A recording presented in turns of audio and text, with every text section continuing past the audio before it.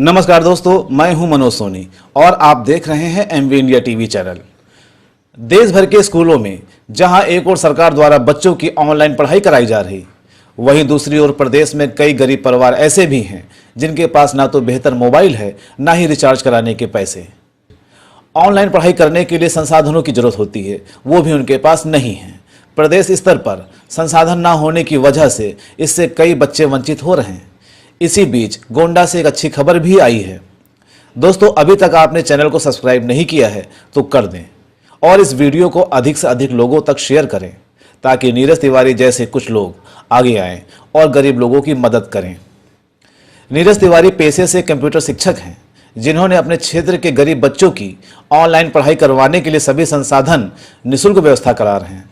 Channel के reporter Awanish Kumar Mishra ने जब शिक्षक से बात की तो उसने बताया, हमारे देश में जब से लॉकडाउन घोषित हुआ है तब से स्कूल, कॉलेज और कोचिंग संस्थान बंद होने की वजह से पूरे देश में बच्चों की पढ़ाई ठप पड़ गई है।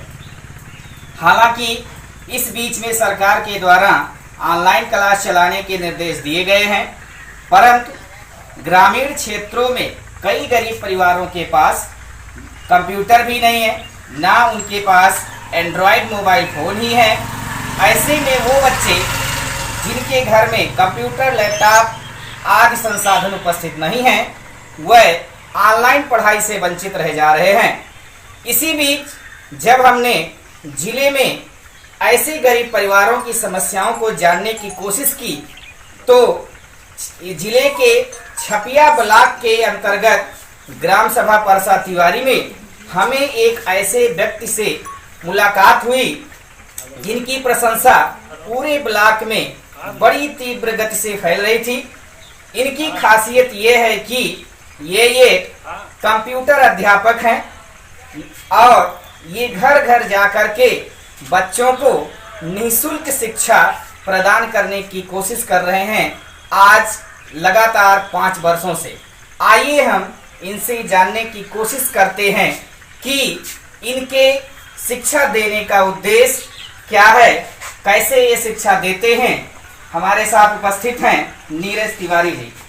सर, आपका शुभ नाम? My name is Neeraj Tiwari. Sir, आप कहाँ पर अध्यापक हैं और आपकी योग्यता क्या है?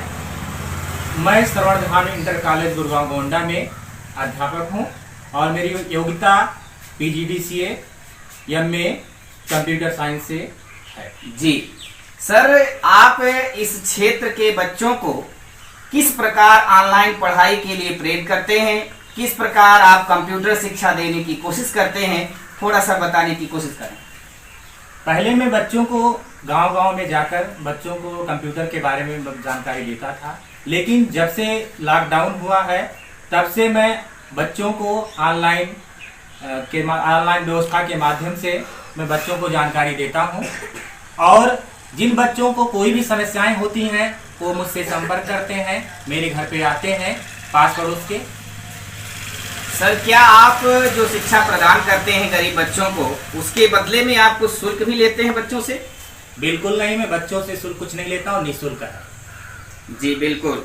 तो आपका उद्देश्य जो गरीब परिवार के बच्चों को ऑनलाइन शिक्षा, कंप्यूटर की जानकारी आदि देने की है, तो सर इसका उद्देश्य क्या है?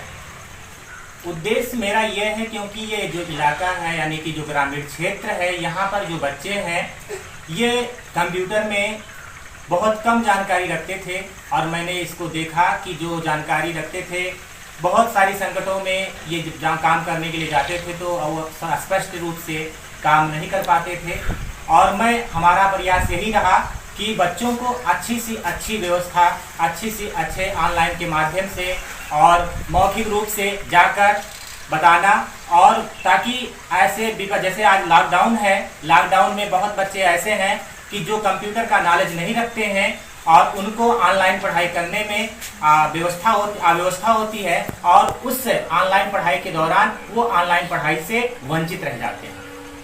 सर, आप इसके संदर्भ में जैसा कि आपने बताया कि आप अपने क्षेत्र में ब्लॉक के अंतर्गत सभी बच्चों को ऑनलाइन शिक्षा के प्रति प्रेरित करते हैं, तो क्या आप सरकार से भी कुछ गुजारिश करना चाहेंगे इसके संदर्भ में?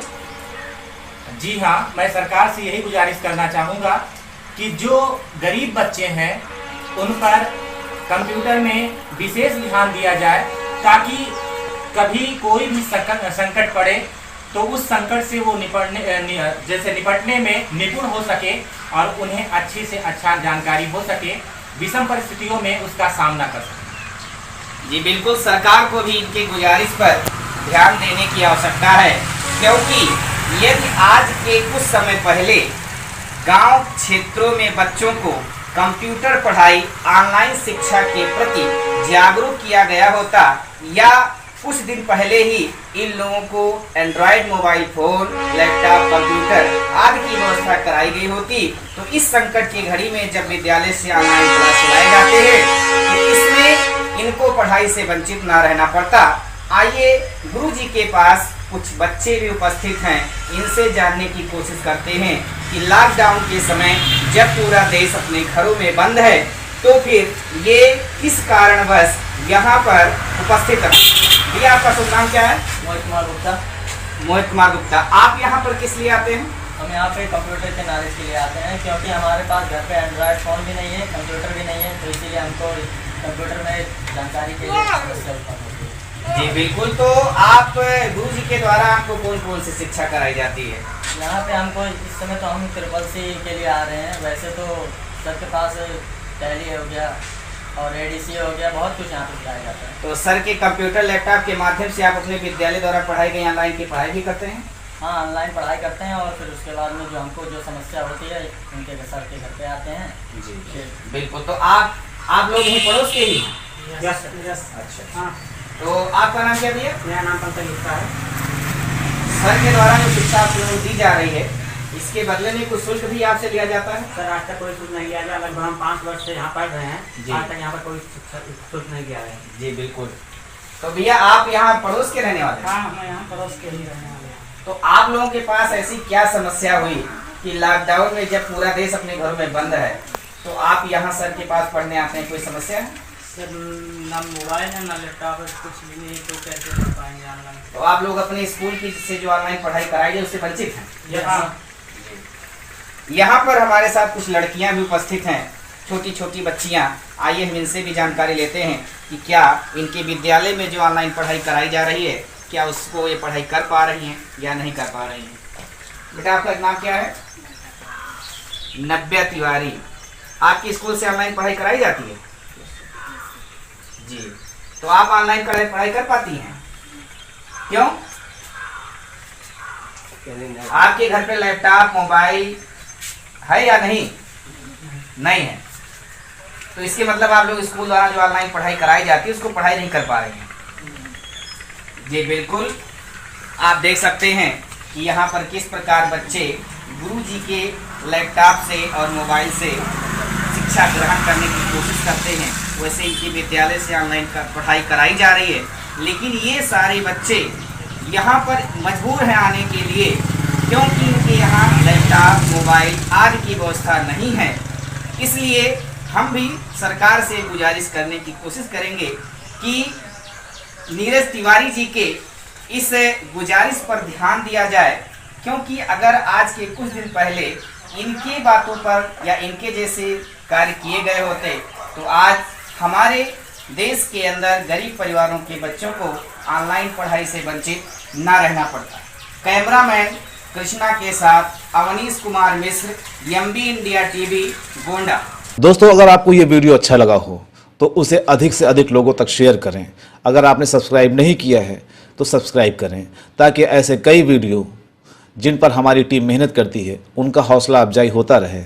आज के लिए बस इतना ही। कल फिर किसी ऐसी खबर के साथ मुलाकात होगी, तब तक के लिए दीजिए इजाज़त। नमस्कार।